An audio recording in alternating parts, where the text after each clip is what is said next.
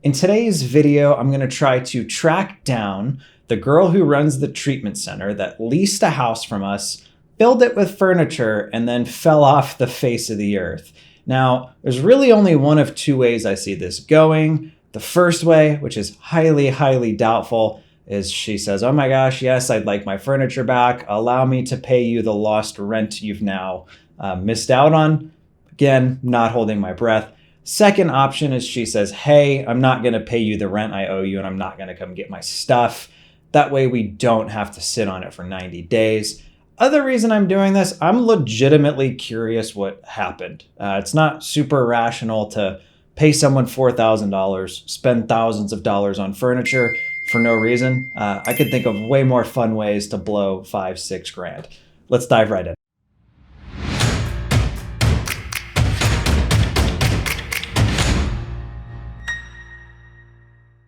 All right, so one of the things that you can take away from this video that's going to be actionable is if you're ever trying to find the owner of a particular LLC, maybe they own an apartment or a house or something you want to buy. This is going to show you exactly how I would personally go through and track them down. So this is the particular facility. It's known as Aura Treatment Center and copyright 2019. So that hasn't been updated. So let's see what we've got here. Just kind of a basic website. So first thing, I know the girl's name. We're going to blur out her last name. Her first name's LaKoya. So first thing we're going to do is come in here and see what the Secretary of State has on file. So this is every state has this where you can look and see info on businesses, if names are available, etc. Perfect. So we've got a match. It was actually really easy. This is the legal entity name. This is the principal office address, which actually looks like it's a new address. I don't know that that's one we had associated with this gal.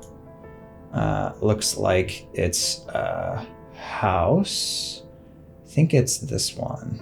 This is 440, so this looks like it'd be 442. That's nice, just mattress laying in the road. Okay, so she is the registered agent. Interesting, we have a third address.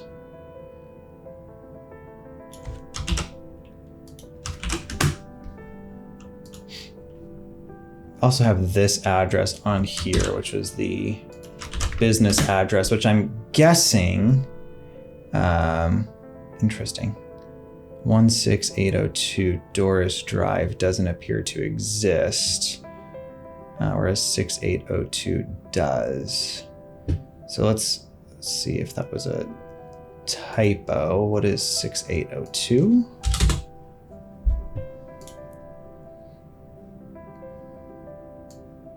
Interesting. That just looks like a house. So we're going to leave that up on kind of our list of addresses to dig into. All right, so looks like that's probably all we're going to get out of here. Looks like there is an entity report that was due on the 31st. Very interesting. So on April 1st, she filed an Articles of Amendment. All right, so the other thing I want to check, because our other kind of thought of potentially what's going on here is that this girl got herself in kind of some legal trouble, potentially some issues. So we are going to log into Indiana's public court system and see what we can see.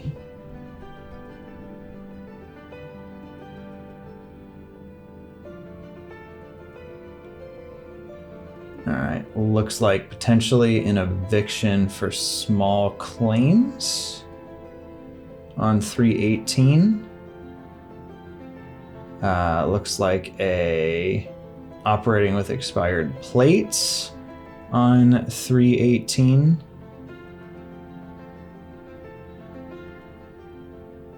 Looks like a potential another eviction.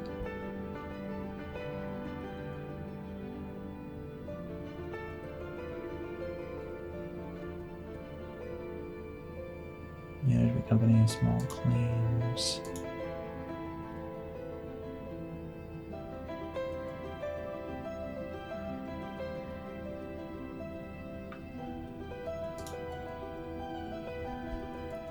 First Key Homes LLC. Looks like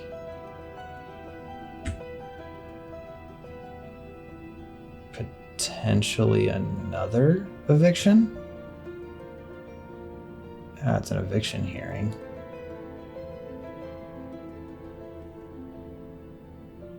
Oh, wow.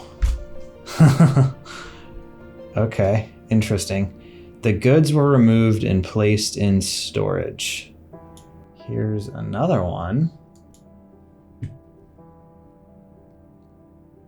Eviction hearing. Damages hearing.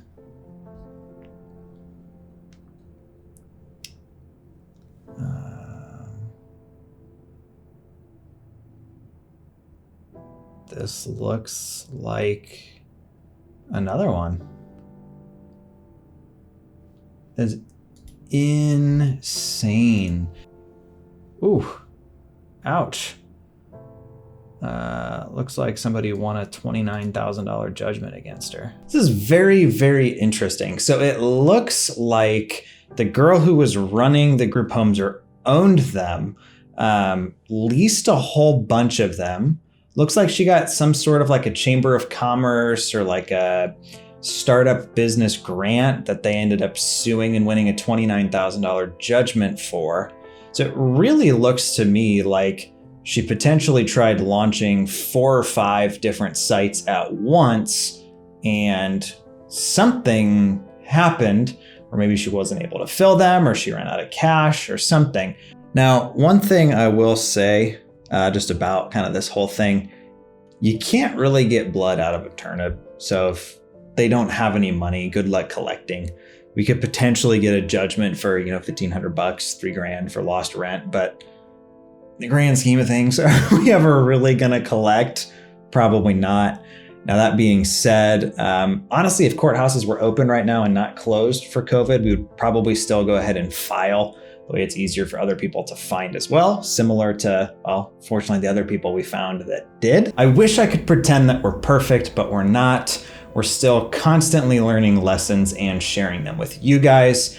We've had a lot of really good experiences with group homes, but I think this does go to show you want to do background research like this, not necessarily background checks, on anybody who reaches out to you on behalf of a group home.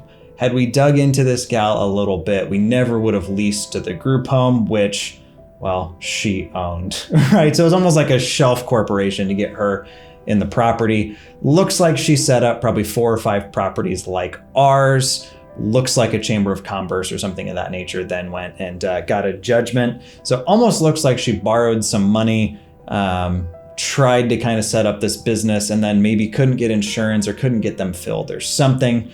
Maybe just ran out of cash, but now she's racking up a lot in judgments. So ultimately what we're gonna do is store her stuff for 90 days, then liquidate it. We don't have to do an eviction notice because we posted a notice of abandonment, and that's different in Indiana. And then lastly, we're gonna send her 2 collections for the money that we're out, for the rent she didn't pay, as well as things like storage costs, moving costs, and then lastly, lost rent. So if it takes us a month or 2 to fill that place, that'll be tacked on to the amount that she is then sent 2 collections for. I hope you enjoyed the video. Be sure to like, subscribe. Talk to you guys next time. Thanks.